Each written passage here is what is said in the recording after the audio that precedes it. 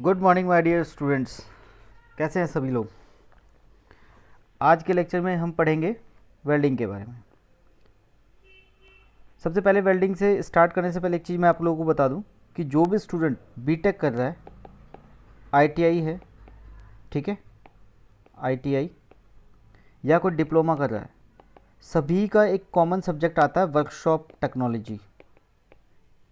उसके अंदर प्लस एक सब्जेक्ट होता है आपका मैन्युफैक्चरिंग प्रोसेस, या कहीं पे वो होता है टेक्नोलॉजी, मैन्युफैक्चरिंग टेक्नोलॉजी। उन सब में वेल्डिंग पोर्शन आता है।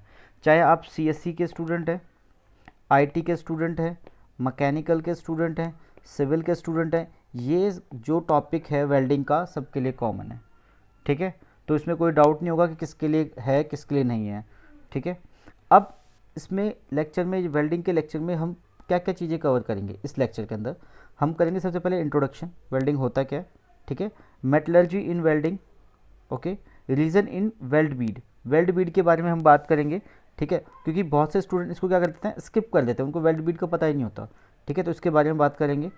Structure of weld metal and Beed geometry, ठीक है। ये जो वर्ड है वेल्ड बीड, ठीक है, वेल्ड मेटल और बीड ज्योमेट्री, ये बहुत सारे स्टूडेंट्स को जिन्होंने वेल्डिंग के बाद पढ़ भी लिया ना, वो भी क्या करते हैं, स्किप कर देते हैं, पढ़ते नहीं हैं। वो सिर्फ क्या करते हैं, what is welding, types of welding, इसके निकल जाते हैं आगे करके बस। लेकिन हम क्या करेंगे, बेसिक से स्टार्ट करेंगे, उसके बाद हम प्रोग्रेसिवली फॉरवर्ड डायरेक्शन के अंदर हम मूव करेंगे टॉपिक्स को लेके। क्लियर है। तो आज का चैप्टर स्टार्ट करने से पहले प्रदीप कुमार, ठीक है, आपका लर्निंग पार्टनर। क्लियर है। आप लेक्चर को, चैनल को लाइक करें, शेयर करें और सब्सक्राइब करें। क्लियर है। तो स्टार्ट करते हैं वेल्डिंग। सबसे पहले इसकी डेफिनेशन। अब welding is a process of joining similar और डिसिमिलर मेटल विद और without application of heat and pressure. मतलब एक वो प्रोसेस जिसके अंदर आप क्या कर रहे हैं, दो मेटल को सिमिलर और डिसिमिलर ज्वाइन कर रहे हैं विद और without application of heat and pressure. मतलब आप वहाँ पे खाली हीट का भी यूज़ कर सकते हैं, प्रेशर और हीट का कॉम्बिनेशन भी यूज़ कर सकते हैं। सेम मेटल भी हो सकता है, सपोज आपने आयरन ले लिया, ठीक है, आयरन के साथ आपने दूसरा मटेरियल ले लिया तो डिसिमिलर कैटेगरी में आ जाएगा। तो उस प्रोसेस को, ज्वाइनिंग के उस प्रोसेस को हम बोलते हैं welding. Welding is a process of joining similar और डिसिमिलर मेटल विद और without the application of heat and pressure. Clear है। अब बात करते हैं वेल्डेबिलिटी। व्हाट इज वेल्डेबिलिटी, होता क्या ये। Weldability of a material depends upon the various factors like the metallurgical changes that occurs due to the welding. अब देखो, जब भी वेल्डिंग प्रोसेस होगा तो जो मेटल हमने ज्वाइन किया था, आयरन अगर हमने ज्वाइन किया है, तो इसमें क्या होगा, मेटलर्जिकल चेंजेस आएंगे due to welding. Change in hardness आएगी। जैसे आप अगर आप वेल्डिंग प्रोसेस करते हैं तो बिफोर मटेरियल के अंदर जो हार्डनेस थी, और अगर आप आफ्टर हार्डनेस चेक करोगे तो आपको क्या मिलेगा, चेंज मिलेगा उसके अंदर, ठीक है। Around the weld exerts on extent of oxidation and extent of cracking tendency in the और of the joint। Cracking tendency हमारी इंक्रीज हो जाती है, बिकॉज क्या होता है, हार्डनेस हमारी चेंज हो रही है तो क्रैकिंग कंडीशन बढ़ जाएगी। प्लस हमारी जो इंटरनल स्ट्रेसेस होती हैं, जब हम वेल्डिंग प्रोसेस को एग्जीक्यूट करते हैं तो क्या होता है, इंटरनल स्ट्रेसेस हमारी क्या हो जाती है, डेवलप हो जाती हैं। क्लियर है। अब देखते हैं metallurgy in welding. Metallurgy in welding का मतलब क्या होता है, क्या होती है, ठीक है। Metallurgy in welding, metal is heated over a range of temperature up to a fusion and followed by cooling to a ambient temperature. ये क्या है कि मेटल को जब आप वेल्ड कर रहे हैं, अगर आपने सपोज ये दो मेटल हैं, अगर आपने यहाँ से इलेक्ट्रोड ला के अगर यहाँ पे वेल्डिंग प्रोसेस कर दिया आपने, ठीक है, अब ये वेल्डिंग हो गई है, तो अब इसके अंदर क्या करना, एक पर्टिकुलर टेम्परेचर तक हमें क्या करना पड़ता है, हीट करना पड़ता है, तभी आपकी इलेक्ट्रोड मेल्ट होके उसके ऊपर डिपॉजिट होगी। प्लस अगर आपने फिलर मटेरियल ले रखा है तो वो भी एक पर्टिकुलर टेम्परेचर के बाद ही मेल्ट होकर डिपॉजिट होगा पेरेंट मेटल के ऊपर या बेस मेटल के ऊपर, ठीक है। और उसके बाद जब हम क्या करते हैं, कूल करेंगे तो वो एम्बिएंट टेम्परेचर पे आ जाएगा। Clear. The heating and cooling also results in setting up internal stresses. ये मैं आपको बता रहा था, जब भी मेटल की, किसी भी मेटल को आप हीट कर रहे हैं, ठीक है, या उस पर कूलिंग प्रोसेस कर रहे हैं, तो क्या होगा, इंटरनल स्ट्रेसेस हमारी सेटअप हो जाती हैं और plastic strain in the weld, ठीक है, ये कर्स करेगा। सो एट हायर टेम्परेचर, जब भी उसका टेम्परेचर राइज करता है, किसी भी मेटल का टेम्परेचर अगर राइज कर रहा है, सपोज ये मेटल है, ठीक है, इसका टेम्परेचर आपने राइज करा दिया, तब क्या होगा, उसमें फिजिकल चेंजेस आएंगे, केमिकल चेंजेस आएंगे और मेटलर्जिकल प्रॉपर्टीज उसकी क्या हो जाएंगी, चेंज होगी। Clear. So at higher temperature physical, yes note करते रहेंगे, physical, chemical, very good, metallurgical properties are liable to change. Clear. Different heating zones develop due to heat और welding and it varies along the length of the work piece and bead. इसका मतलब क्या है कि जब भी आप welding कर रहे हैं, ठीक है, तो यहाँ पे वेल्डिंग प्रोसेस हो रहा है, सारा हीटिंग प्रोसेस यहाँ पे है, लेकिन जो हमारी इंटरनल स्ट्रेसेस थी ना, वो इनिशियल पॉइंट से लेके एंड पॉइंट तक वेरी करेंगी। हाँ, क्वांटिटी चेंज हो सकती है, मैग्नीट्यूड चेंज हो सकता है कि यहाँ पे मैग्नीट्यूड ज़्यादा है या यहाँ पे मैग्नीट्यूड कम है, ठीक है, वो वेरी कर सकता है, बट वो क्या कहें, एग्जिस्ट करेंगी। ठीक है, ये हमारा कौन सा डायग्राम है, ये डायग्राम क्या बता रहा है आपको, इस डायग्राम में हमें पता लग रहा है graph showing the change of thermal conditions. ठीक है, थर्मल का मतलब क्या होता है भाई, yes heat, very good, very very good. ठीक है, ये कुछ बेसिक टर्म्स हैं जो हमें पता होनी चाहिए। ठीक है, ओके ओके गुड। देखो ये हमारा मेटल ए है, सपोज ये हमारा मेटल बी है। अब हमने ए और बी मेटल को हम क्लोज लेके आए, ठीक है, और हमने इस पर वेल्डिंग प्रोसेस स्टार्ट किया। यहाँ से हमारा इलेक्ट्रोड आएगा, ठीक है। अब यहाँ पर क्या होगा, डिफरेंट जोन्स बन रहे हैं हमारे। फर्स्ट टेम्परेचर बिफोर वेल्डिंग जो हमारा होगा टेम्परेचर, उसको हमने ए बोला है, उसको बोलेंगे हम original temperature of base metal. ठीक है, फिर यहाँ पर जो होगा हमारा क्या है, ये हीट अफेक्टेड जोन है, हीट अफेक्टेड जोन। और ये क्या है हमारा बीड। बीड वो एरिया होता है वेल्डिंग का जहाँ पे आपका इलेक्ट्रोड और फिलर मटेरियल डिपॉजिट होके मेल्ट होके दो मेटल पीसेस को ज्वाइन करता है, उसको बोलते हैं, उस एरिया को बोलते हैं बीड। क्लियर है। और उसके जस्ट साइड में जो एरिया होता है कुछ पर्टिकुलर थिकनेस का, वो होता है हमारा हीट अफेक्टेड जोन। क्लियर है, heat affected zone, very good. देखो, joint produce without filler material metal is called autogenous. ठीक है, अगर हम फिलर मटेरियल यूज़ नहीं कर रहे, फिलर मटेरियल, ठीक है, फिलर मटेरियल, अगर हम फिलर मटेरियल यूज़ नहीं कर रहे हैं, ठीक है, तो हम उसको बोलते हैं autogenous and its weld zone is composed at resolidified base metal. ठीक है, और वो क्या आ जाएगा यहाँ पे, सॉलिडिफाई जाएगा। क्लियर है। A joint made with filler metal is called weld metal. अगर विद हमने विद फिलर मेटल, सपोज यहाँ पे हमारा इलेक्ट्रोड है, ठीक है, ये इलेक्ट्रोड है हमारा, और इसके साथ में हमारा क्या है, फिलर मटेरियल है, फिलर मेटल या मटेरियल बोल सकते हो, फिलर मेटल। जब दोनों डिपॉजिट हो रहे हैं एक साथ, तो उसको हम क्या बोलते हैं, वेल्ड मेटल। क्लियर है। और विदाउट है तो क्या बोलेंगे उसको, autogenous. Clear. Ductility and toughness of the bead metal at the centre will be higher. अब जो ये वाला पोर्शन है, ये देखो आपको देखेगा, ये वाला जो बीड वाला जो एरिया है, यहाँ पे मैक्सिमम टेम्परेचर होता है। ठीक है, यहाँ पे हमारी डक्टिलिटी और स्ट्रेंथ, ठीक है, डक्टिलिटी और स्ट्रेंथ क्या हो जाएगी, हमारी टफनेस क्या हो जाएगी, मैक्सिमम होगी। डक्टिलिटी एंड टफनेस यहाँ पे क्या होगी, बीड वाले एरिया में क्या होगी, मैक्सिमम होगी। ठीक है, ग्रेट। लेक्चर को लाइक कीजिए, शेयर कीजिए, सब्सक्राइब कीजिए। क्लियर है, इतना तो आई थिंक आप कर सकते हैं। ग्रेट। अब हम बात करते हैं रीजन इन वेल्ड बीड। वेल्ड बीड क्या है, ये आपका बीड, दिस पोर्शन, ये आपका क्या है, बीड है। यहाँ पे देखो एक ग्राफ बनेगा ये वाला, ठीक है, ये ओरिजिनल टेम्परेचर होगा हमारा।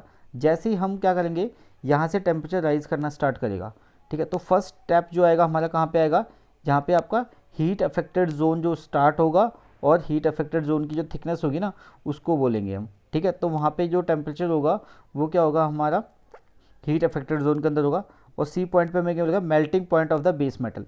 यहाँ पे हीट अफेक्टेड जोन से जैसे ही आप बीड के अंदर, बीड के एरिया में एंटर करेंगे, तो हमारी यहाँ पे क्या मिलेगा, लिक्विड मिलेगा।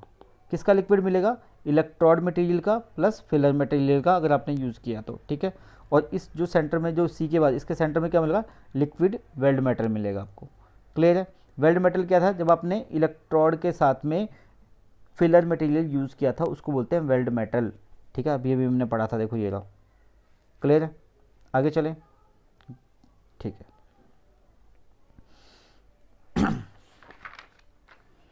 अब ये बात करेंगे यहाँ पे देखो 2-3 चीज़ें हमें बहुत इंपॉर्टेंट है।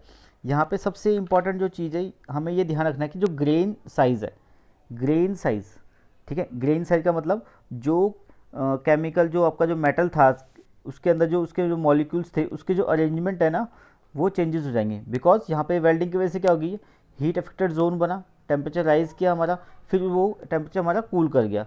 तो अब क्या होगा, इंटरनल स्ट्रेसेस जो हमारी क्या थी डेवलप हो जाएंगी, इंटरनल स्ट्रेसेस डेवलप हो जाएंगी हमारी, जिसकी वजह से क्या होगा हमारा यहाँ पे जो हीट अफेक्टेड फ्यूज़न जोन है हमारा, ये हीट अफेक्टेड जोन है और ये हमारा ओरिजिनल जो बेसिक मेटल था हमारा दोनों साइड में वो है ओरिजिनल बेस मेटल। तो अब इसके अंदर हीटिंग की वजह से, वेल्डिंग के प्रोसेस की वजह से क्या होगा, जोन बन गए, एक तो fusion zone, heat affected zone और हमारा जो ओरिजिनल जो बेस मेटल था वो जोन, 3 जोन बन चुके हैं। तो 3 जोन्स के अंदर अलग अलग टाइप के, अलग अलग साइज़ के हमारे क्या बन गए, ग्रेन्स बन गए, ग्रेन बाउंड्रीज बन गई हैं, ठीक है। अब जहाँ पे हीटिंग सबसे ज़्यादा होती है, ठीक है, आपको पता है कूलिंग रेट सबसे ज़्यादा कहाँ होगा, हाई टेम्परेचर जितना ज़्यादा होगा उतना ही उसका कूलिंग रेट होता है, ठीक है, क्योंकि हैवी टेम्परेचर से वो लो टेम्परेचर पे जल्दी फास्ट ट्रेवल करेगा ना वो, ठीक है। तो अब यहाँ पे क्या होगा, जो कूलिंग वेरी फास्ट होगी तो जिसकी वजह से क्या होगा, यहाँ पे क्या हो जाएगा, आपके ग्रेन स्ट्रक्चर बनेंगे वो कोर्स होंगे, बड़े बड़े साइज़ के होंगे, ठीक है, लॉन्ग कॉलुनर ग्रेन्स बनेंगे, ठीक है।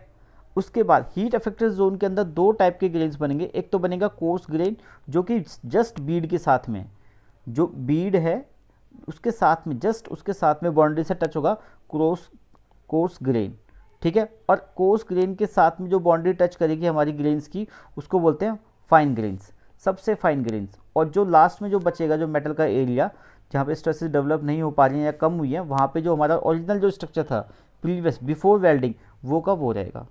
क्लियर है। तो कितने एरिया बन रहे हैं हमारे, 3 area, fusion zone, heat affected zone HAZ sorry, ठीक है, हीट अफेक्टेड जोन और ओरिजिनल बेस मेटल। क्लियर है। और तीनों जोन में अलग अलग टाइप के क्या बनेंगे, ग्रेन्स बनेंगे। सेंटर में क्या बनेगा आपका, लॉन्ग कॉलुनर ग्रेन्स, उसके साथ में कोर्स ग्रेन और सबसे लास्ट में फाइन ग्रेन्स, देन ओरिजिनल जो स्ट्रक्चर था हमारे मेटल का वो रहेगा। क्लियर है, इतनी बात समझ में आई, very good. When the metal is in liquid state has a good capacity to dissolve gases which comes in contact with the oxygen, nitrogen and hydrogen। एक चीज़ याद रखना कि जब भी हमारा लिक्विड स्टेट के अंदर कोई भी मटेरियल है, ठीक है, अब यहाँ पे क्या आ रहा है, ये जो हमारा यहाँ पे ये लिक्विड स्टेट के अंदर है, मेटल जो है लिक्विड स्टेट के अंदर है।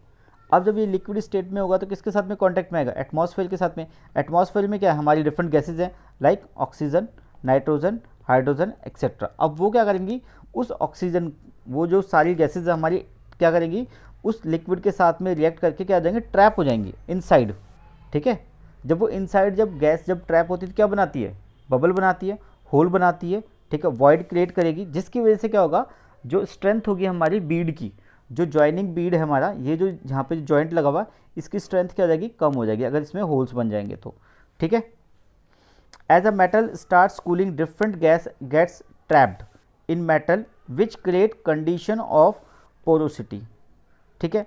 that this decrease the strength of weldment, जिसकी वजह से क्या होता है कि हमारी जो स्ट्रेंथ होती है, वेल्डमेंट जो एरिया है हमारा जहाँ पे वेल्डिंग 2 जॉइन मेटल जॉइन हो रहे हैं अलग अलग, ठीक है, वो जो स्ट्रेंथ है वो हमारी क्या हो जाएगी, डिक्रीज हो जाएगी। किसकी वजह से, पोरोसिटी की वजह से, जो कि किसकी वजह से हो सकते हैं, जो हमारी ऑक्सीजन गैसेज वगैरह हैं एटमॉस्फेयर में वो रिएक्ट करती हैं ऑक्सीजन लिक्विड मेटल के साथ में, और जो वो ट्रैप्ड हो जाती हैं, वो पूरी तरह से निकल नहीं पाती उसके अंदर से, ठीक है, उस जोन से, उसको बोलते हैं, ठीक है। अब यहाँ पे देखो कि ये अलग अलग साइज़ के जो ग्रेन्स बने हुए हैं, देखो लॉन्ग इलेंगुएटेड कोलुनर क्रिस्टल कहाँ पे बनेगा, सेंटर में, जो मैं ऑलरेडी आपको ऊपर मैंने आपको दिखाया था, ठीक है। उसके साथ में क्या बनेगा, हीट अफेक्टेड जोन, उसमें कैसे ग्रेन्स बनेंगे, grain growth in heat affected zone, कैसे बनेंगे, लॉन्ग रेगुलर शेप क्रिस्टल, ठीक है, ये है आपके, ये इसके अंदर। क्लियर। और यहाँ पे क्या बनेंगे, कोर्स और ये फाइन ग्रेन्स, ये क्या आ जाएंगे, फाइन ग्रेन्स हो जाएंगे। और ये जो एरिया ये क्या होगा आपका, ओरिजिनल मेटल वाला जो एरिया था स्टार्टिंग वाला, ये वो रहेगा। क्लियर है, good. long elongated columnar structure are formed near the fusion zone due to uniform and directional cooling of the weld metal towards center। अब यहाँ पे ये जो हैं लॉन्ग इलोंगेटेड और रेगुलर शेप क्रिस्टल सेंटर में यहाँ बीड के अंदर यहाँ पे क्यों बन रहे हैं? बिकॉज सबसे बड़ा रीज़न क्या है, एक तो क्या है यहाँ पे यूनिफॉर्म कूलिंग रेट, ठीक है, जिसकी वजह से क्या होता है लॉन्ग इलोंगेटेड कोलनर ग्रेन्स बन रहे हैं। Clear? Surface of the weld beyond the slag coating is being cooled very fast, so small and slight chilled crystal structure will be formed. अब ये देखो कि यहाँ पर जो ये वाला एरिया है यहाँ पे हीटिंग कम हो, मेन हीटिंग यहाँ पे हो रही है। अब यहाँ से जब हीटिंग टेम्परेचर जाएगा तो क्या होगा, डिक्रीज हो जाएगा टेम्परेचर। तो यहाँ पे अगर T1 टेम्परेचर यहाँ पे T0 है तो T1 is greater than T0। तो यहाँ पे जो चेंजेस आएंगे स्ट्रक्चर के अंदर वो भी क्या हो जाएगी, बहुत कम आएंगे। इसीलिए यहाँ पे हमारे जो होते हैं हमें ये स्ट्रक्चर मिलता है, फाइन ग्रेन्स का स्ट्रक्चर मिलता है। क्लियर है? नोट, अब कुछ पॉइंट्स नोट करने हैं आपको, ठीक है, पेन पेंसिल ले लो। Cooling rate can be controlled by pre heating of the weld before welding. Pre heating क्या होता है? प्री हीटिंग एक प्रोसेस होता है कि हम वेल्डिंग करने से पहले क्या कर रहे हैं, मेटल को स्लाइटली हीटअप कर रहे हैं, ठीक है, ताकि जो ये जो हमारे जो स्ट्रक्चर इरेगुलर जो स्ट्रेसेस डेवलप हो रही हैं उनको कंट्रोल किया जा सके, या यूनिफॉर्म जो जो हमारा कूलिंग रेट है उसको कंट्रोल किया जा सके। उसके लिए हम क्या करते हैं, प्री हीटिंग प्रोसेस करते हैं। Heat affected zone is with in the base metal itself, ठीक है, ये भी चीज़ याद रखनी है, दो चीज़ें याद रखनी है। थर्ड क्या है, the portion which is far from the heat zone do not go under any structural change during welding. जो मैं आपको लोगों को यहाँ बता रहा था कि ये अगर एरिया बहुत ही ज़्यादा दूर है वेल्डिंग जोन से तो यहाँ पे चेंजेस क्या हो जाएंगे, नेग्लिजिबल हैं, ठीक है, कंप्लीटली नहीं भी हो सकते हैं, अगर होंगे तो बिल्कुल स्लाइटली होंगे जिसकी इंपॉर्टेंस नहीं है, अगर वो चेंज भी हो जाते हैं थोड़े बहुत माइनर चेंजेस, ठीक है। The heat applied during welding recrystallizes the elongated grains of the base metal, grain that are away from the weld metal will recrystallizes into the fine quick grains। Clear? अब बात करते हैं हम, जब हमारा welding का ये जोन है जहाँ पे हमारी वेल्डिंग हो रही है, ठीक है, ऊपर दो स्ट्रक्चर बनते हैं, ठीक है, एक तो ये स्ट्रक्चर बन रहा है ऐसे और ऊपर से जो हमारा ये स्ट्रक्चर बन रहा है, ठीक है, इस चीज़ को हम ऐसे भी समझ सकते हैं, ऐसे। क्लियर?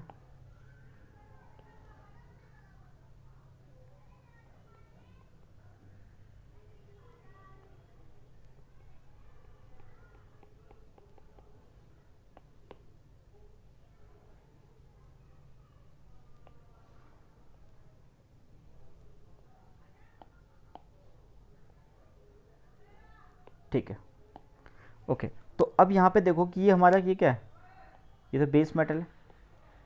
बेस मेटल का मतलब जिस पे हम वेल्डिंग कर रहे हैं, वेल्डिंग किया हमने, ये बीड बन गया, ये मेल्ट करके हमारा लिक्विड स्टेट में क्या आ गया, पेनिट्रेशन आ गई हमारी, ठीक है, कि हमारा कितना लिक्विड मटेरियल यहाँ तक आएगा या कितना हम, how much we penetrate the base metal, ठीक है। तो ये क्या है, पेनिट्रेशन की हमारी क्या आ जाएगी, एरिया आ जाएगा कि कितना हमें पेनिट्रेशन किया है, ठीक है। रीइंफोर्समेंट क्या है कि ऊपर से जो हमारा इलेक्ट्रोड है या हमारा जो बेस क्या नाम है फिलर मटेरियल है वो उसको कितना कैप बना रहा है इसके ऊपर, ठीक है, क्योंकि ये भी क्या करेगा, इसको स्ट्रेंथ प्रोवाइड करेगा हमारे जॉइंट को, ठीक है। अब यहाँ से अगर हम इसके टेंजेंट अगर एक लाइन ड्रॉ करते हैं, अगर जो रीइंफोर्समेंट हमारी एक कर्व बनाता है उस वहाँ से अगर हम टेंजेंट लाइन ड्रॉ करते हैं तो बेस मेटल के बेस से, सरफेस से और उसके ऊपर तक अगर हम जाते हैं तो उसको बोलते हैं angle of convexity, angle of convexity बोलते हैं। क्लियर है? इसको बोलते हैं हम बीड ज्योमेट्री। क्या करते हैं इसके अंदर, हमें पेनिट्रेशन पता होना चाहिए, reinforcement plus angle of convexity. Clear?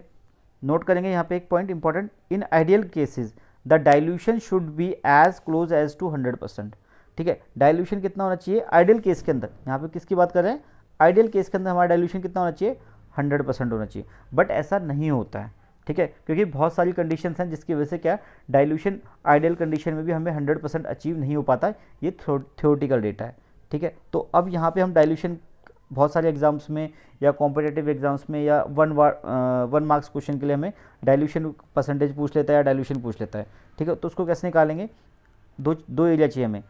First AP, area of penetration, AR, area of reinforcement. Dilution का फॉर्मूला क्या है, AP divided by AR plus AP।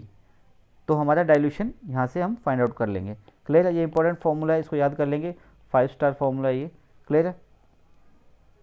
अगर आपको लेक्चर समझ में आ रहा है, आप लाइक कर रहे हैं और आपको लगता है कि यूज़फुल है, डेफिनेटली ये यूज़फुल है। आपके शायद एग्ज़ाम में अभी ना आए, लेकिन कहीं ना कहीं अगर आपने बीटेक किया है, डिप्लोमा किया है, IIT किया है, ठीक है, ITI किया है, तो आपको कहीं ना कहीं ये वर्कशॉप टेक्नोलॉजी के अंदर, प्रोडक्शन इंजीनियरिंग के अंदर वेल्डिंग आपको ज़रूर मिलेगा, ठीक है। तो वहाँ पे ये कंसेप्ट आपको हेल्पफुल करेगा। क्लियर। तो आप लोग लेक्चर को लाइक कीजिए, शेयर कीजिए, सब्सक्राइब कीजिए, ठीक है। नेक्स्ट लेक्चर में मिलते हैं। Good bye, thank you so much.